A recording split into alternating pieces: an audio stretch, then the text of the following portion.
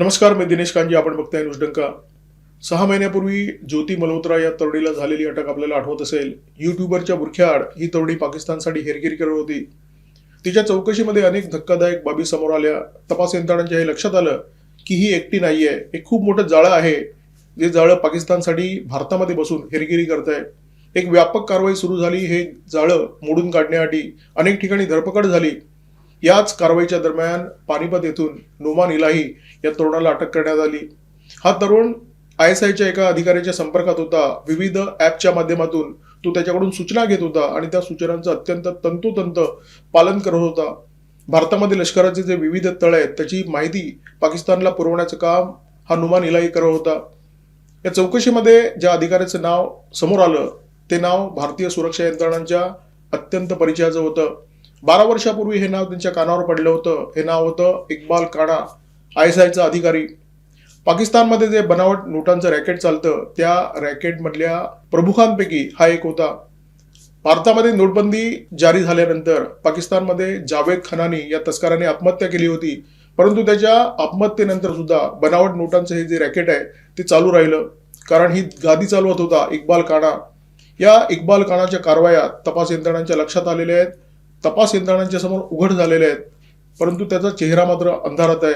हा इक्बाल काणा अजून तरी भारतीय सुरक्षा यंत्रणांच्या टप्प्यात आलेला नाहीये. 2013 साली भारत नेपाळ सीमेवर अब्दुल करीम तुंडा या दहशतवाद्याला अटक करण्यात आली होती. हा अत्यंत खतरनाक दहशतवादी होता. उत्तराखंडच्या बनवसा गावातून त्याला अटक झाल्याचं सांगण्यात आलं, परंतु प्रत्यक्षात त्याला नेपाळमधूनच उचलण्यात आलं होतं.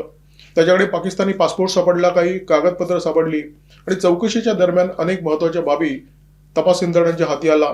पाकिस्तानमध्ये जे बनावट नोटांचं रॅकेट चालतं त्या रॅकेटच्या संदर्भात या टुंडाने बरीच माहिती तपास यंत्रणांना दिली आणि त्याच माहितीमध्ये सर्वप्रथम या इक्बाल काणाचं नाव समोर आलं होतं. हा इक्बाल काणाच पाकिस्तानमध्ये बसून बनावट नोटांचं रॅकेट चालवतो अशी माहिती सुरक्षा यंत्रणांना मिळाली.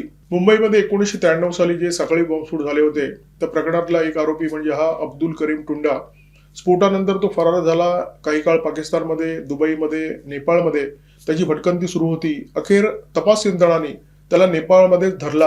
या टुंडाकडे बरीच महत्वाची माहिती होती. इक्बाल काणाचं नाव प्रथम या टुंडाच्या तोंडून सुरक्षा यंत्रणांच्या कानावर पडलं आणि त्याच्यानंतर ठीक 12 वर्षाने नोमान इलाही याच्या तोंडून पुन्हा तेच नाव ऐकायला मिळालं.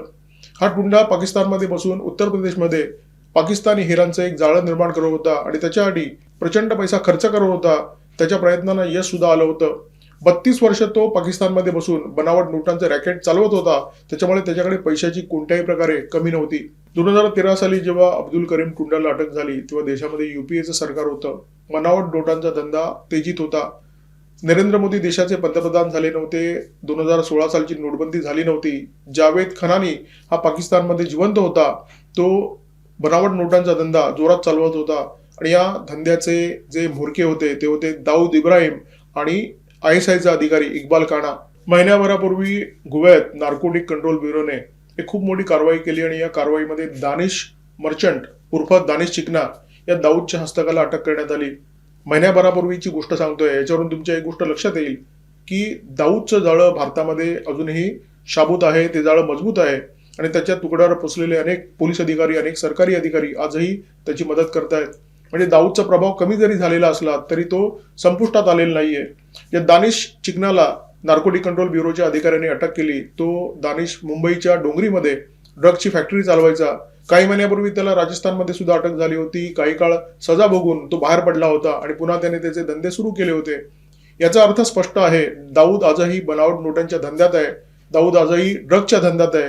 या दोन्ही धंद्यातून त्याला बक्कळ पैसा मिळतो आणि तो पैसा वापरला जातो भारतामध्ये घातपात करण्यासाठी, भारतामध्ये दहशतवादी कारवाया करण्यासाठी. दाऊदची बॉलिवूडवर सुद्धा जबरदस्त पकड होती, परंतु ही पकड काही प्रमाणामध्ये कमी झालेली दिसते, सैल झालेली दिसते. जर ती झाली नसती तर आदित्य धरला धुरंधर सारखा सिनेमा निर्माण करता आला नसता. त्याच्यापूर्वी त्याने उरी हा सिनेमा दिग्दर्शित केला होता. हा सिनेमा सुद्धा त्याला दिग्दर्शित करता आला नसता. असे सिनेमे बॉलिवूडच्या माध्यमातून लोकांपर्यंत पोहोचलेच नसते.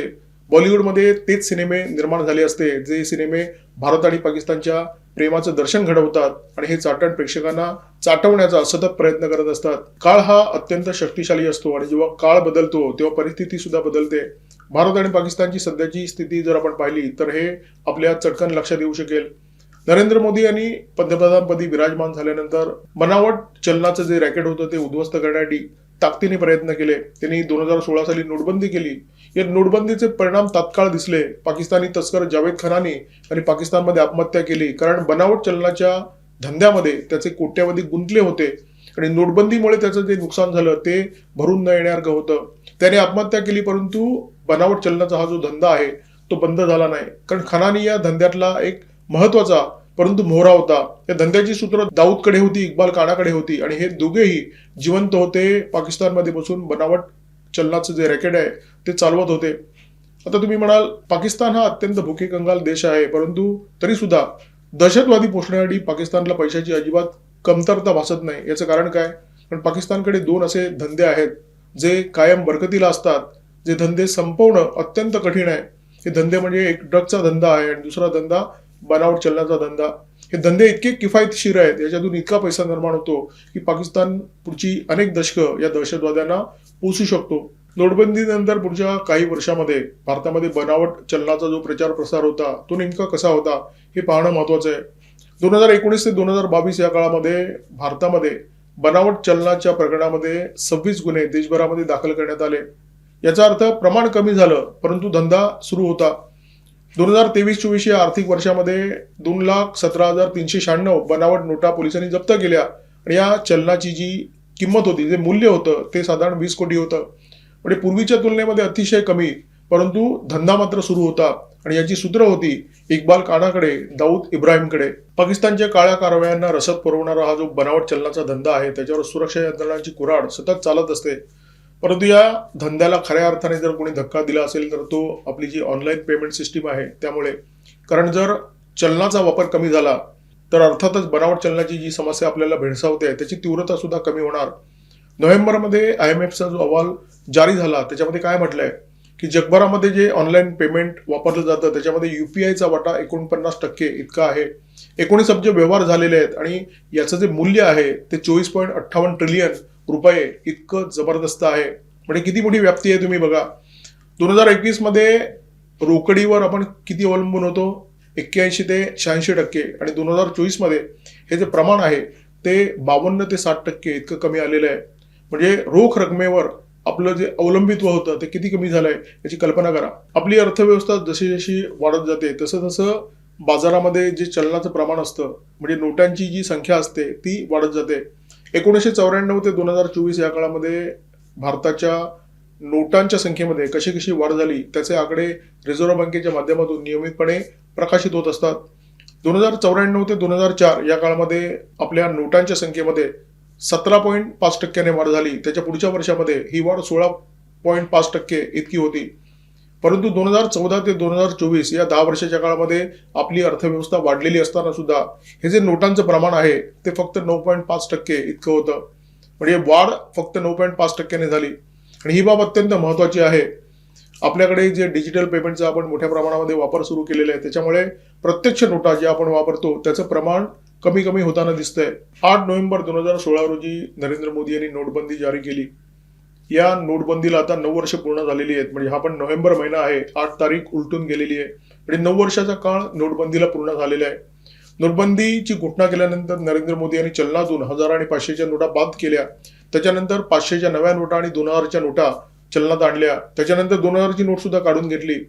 आज पाकिस्तानमध्ये जी भारताची नोट सर्वात जास्त छापली जाते ती 500ची नोट आहे.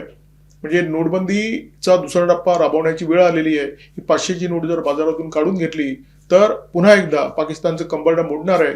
कारण बनावट नोटा छापायला सुद्धा खूप मोठ्या प्रमाणामध्ये गुंतवणूक करावी लागते. ही जर 500ची नोट काढून घेतली, भारतामध्ये छोटं छोटं चलन ठेवलं तर या चलनी नोटा छापण्याचा जो धंदा आहे तो पाकिस्तानला न परवडण्यासारखा होईल. म्हणजे ना रहेगा बास ना बजेगी बासुरी.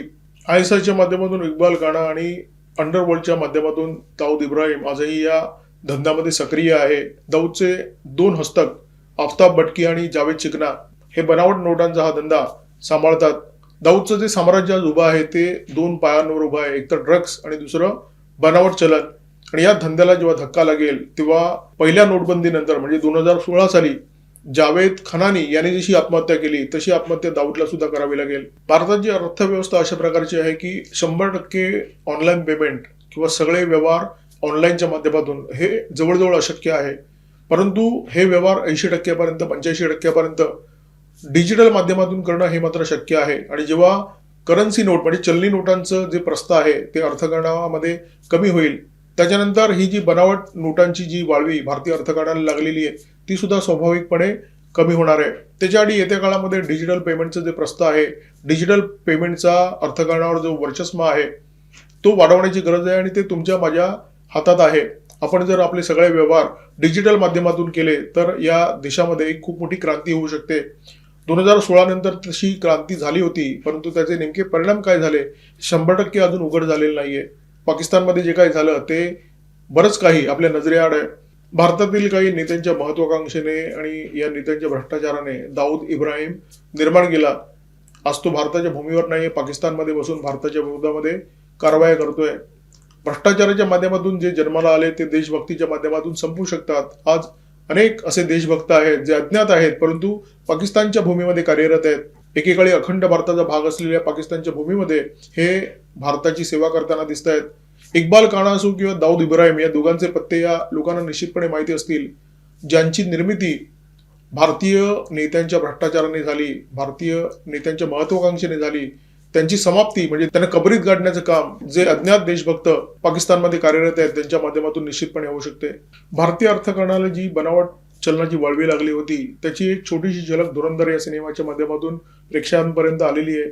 परंतु याचा मागचा पुढचा जो इतिहास आहे तो गेल्या 3 व्हिडिओच्या माध्यमातून मी आपल्या समोर मांडण्याचा प्रयत्न केलेला आहे. ही वाळवी किती पसरली होती आणि नरेंद्र मोदी यांच्या कार्यकाळामध्ये ती किती आटोक्यात आलेली आहे. आता छुटपुट प्रमाणात ती उरलेली आहे, परंतु भविष्यामध्ये ती कशी नष्ट होऊ शकते याच्या संदर्भात या व्हिडिओमध्ये आपण चर्चा केली. व्हिडिओ जर आवडला असेल तर लाईक करा, शेअर करा, कॉमेंट बॉक्समध्ये व्यक्त व्हा, सबस्क्राईब करा न्यूज डंका आणि बेल आयकॉन दाबायला विसरू नका. या व्हिडिओमध्ये माझ्यासोबत होते कॅमेरामॅन ओंकार भागवत आणि व्हिडिओ एडिटर अजय शेळके. नमस्कार आणि धन्यवाद.